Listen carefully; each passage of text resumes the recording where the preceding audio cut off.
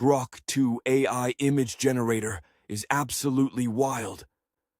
Grok 2 AI was released in early August 2024, and the image generator features of Grok 2 is creating controversial and mind-blowing images that can either be seen as revolutionary or straight-up digital deception.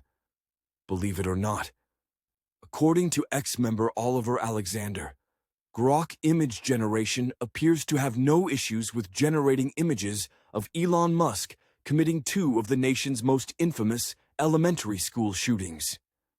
With gore and all. We won't dare to show or create, but take a look at these images from Grok, Mickey Mouse on the beach, Barack Obama, and also Bill Gates. You can clearly see what they are doing. We won't comment as, we are new here and don't want no strikes. But these images are a disgrace, and the fact that these images are able to be created by Grok on X, owned by Elon Musk, makes you wonder where the future of AI image generators. Now, before we grab our pitchforks and torches, let's acknowledge that Grok 2 isn't all doom and gloom. Like a Swiss Army knife with a questionable warranty, it has its uses. In the right hands, it can be a powerful tool for good. Imagine architects using Grok 2 to create stunning three-dimensional visualizations of buildings before a single brick is laid, or fashion designers conjuring up entire clothing lines with a few clicks of a mouse. Grok 2 could even revolutionize the film industry, allowing filmmakers to create breathtaking special effects on a shoestring budget. But here's the catch. Just like that Swiss Army knife, Grok 2 can also be used for less noble purposes. And by less noble, I mean downright nefarious. Think about it. If anyone can create a hyper-realistic image of anything, what's stopping them from fabricating evidence, spreading misinformation, or just generally wreaking havoc on the internet? The answer, my friends, is not much. And that's where things start to get really interesting. Or, terrifying. It's a toss-up, really. So how does Grok 2 work its magic? It's all thanks to artificial intelligence. Grok 2 has been fed millions of images, becoming a visual supercomputer. It analyzes patterns and understands light and shadow like a digital Michelangelo. Give it a few keywords and it generates an image so realistic you'd swear it was captured by a camera. But AI is only as good as the data it's trained on. If the data is skewed, the output will reflect that. Even with its capabilities, Grok 2 can be tricked and used to create bogus images, and that, my friends, is where the real trouble begins. Let's talk about the dark side of Grok 2, shall we? The part where things go from mildly amusing to, oh god, we've created a monster levels of concerning. Because as much fun as it is to generate endless pictures of cats wearing tiny hats, the potential for misuse is vast and deeply unsettling. Imagine waking up to a news report showing a major political figure caught in a compromising situation.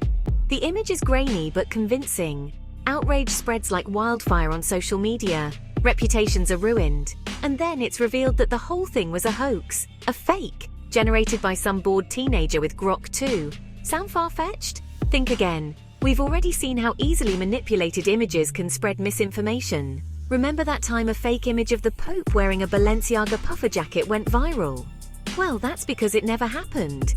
But thanks to AI, it easily could have. And that's just the tip of the iceberg. Grok 2 could be used to generate fake evidence in criminal cases, create deepfakes that erode public trust, or even incite violence by spreading fabricated images of conflict or unrest. The possibilities for mischief are practically endless, and that's a terrifying thought.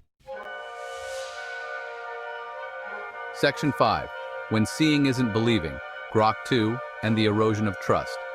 In a world where Grok 2 exists, seeing is no longer believing. It's like trying to build a house on a foundation of sand. You might get a few feet up, but eventually the whole thing is going to collapse. And that's the real danger of Grok 2. It has the power to erode our trust in everything we see online. Already we're bombarded with so much information that it's hard to know what's real and what's not. Grok 2 just throws gasoline on that fire, making it even harder to separate fact from fiction. This erosion of trust has real-world consequences. It can undermine our faith in institutions, fuel political polarization, and even lead to violence and unrest. When we can no longer agree on what's true, it becomes impossible to have meaningful conversations, let alone solve complex problems. So what do?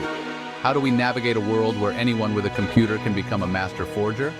Well, it's not easy, but it's not impossible either.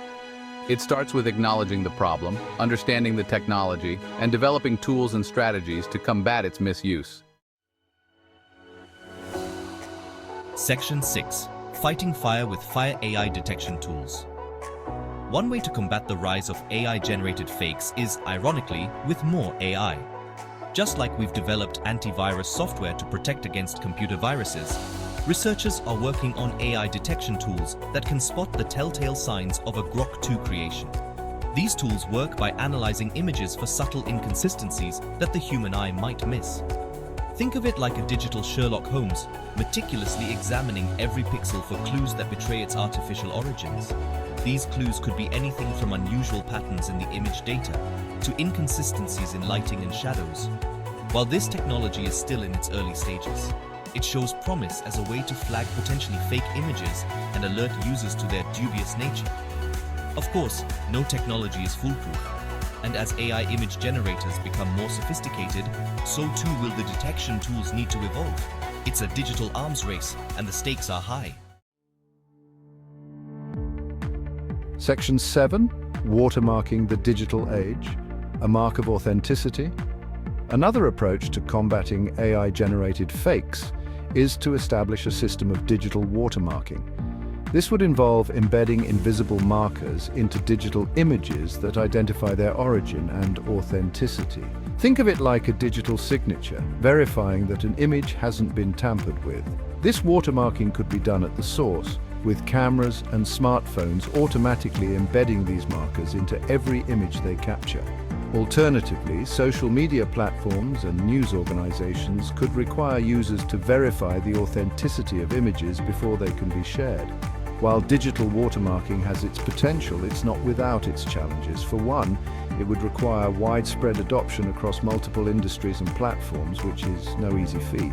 Additionally, determined forgers could find ways to circumvent these watermarks, making the system less effective. Section 8. Grok 2 in the courtroom, legal battles and ethical dilemmas. As Grok 2 becomes more prevalent, it's inevitable that it will find its way into the courtroom. Imagine a scenario where a defendant is accused of a crime based on photographic evidence generated by Grok 2. How do you prove the authenticity of an image when seeing is no longer believing? This raises complex legal and ethical questions about the admissibility of AI-generated evidence, the burden of proof, and the right to a fair trial. It's a legal minefield and one that our justice system is ill-equipped to navigate. Beyond the courtroom, Grok 2 also presents a host of ethical dilemmas. For example, is it ethical to use AI-generated images in advertising? What about in journalism? Where do we draw the line between creative expression and outright deception? These are questions that we as a society need to grapple with sooner rather than later. Section 9. Media literacy, our best weapon against digital deception.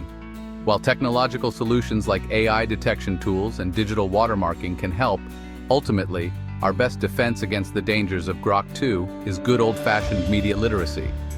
We need to become more critical consumers of information, questioning what we see online and seeking out multiple sources to verify information. This means teaching ourselves and our children how to evaluate the credibility of sources, identify bias, and spot the telltale signs of manipulated images. It's about developing a healthy skepticism and not believing everything we see at face value. It also means demanding better from our social media platforms and news organizations. We need to hold them accountable for spreading misinformation, even if it's unintentional. We need to demand transparency, fact-checking, and a commitment to combating the spread of AI-generated fakes. Section 10. Grok 2. A reality check for the digital age. The arrival of Grok 2 is a wake-up call. It's a reminder that we live in a world where technology is rapidly outpacing our ability to understand and regulate it. It's a call to action to develop ethical frameworks, legal guidelines, and educational initiatives to address the challenges posed by AI-generated content. We need to have a serious conversation about the implications of this technology, not just among tech experts and policymakers, but as a society. We need to decide what kind of future we want to create, one where technology empowers us, or one where it undermines our trust and divides us even further. Section 11. The Future of Truth. Navigating the Grok 2 era. The future of truth in the age of Grok 2 is uncertain. But one thing is clear. We can't afford to bury our heads in the sand and pretend this isn't happening. We need to be proactive, vigilant, and above all, informed. We need to embrace the potential of AI while also acknowledging its limitations. We need to develop a healthy skepticism towards the digital world, without falling into the trap of cynicism or despair. The future of truth is in our hands. Let's make sure we handle it with care. And for the love of all that is holy, let's try not to create too many fake John Oliver memes. I've seen what you people are capable of, and it's terrifying.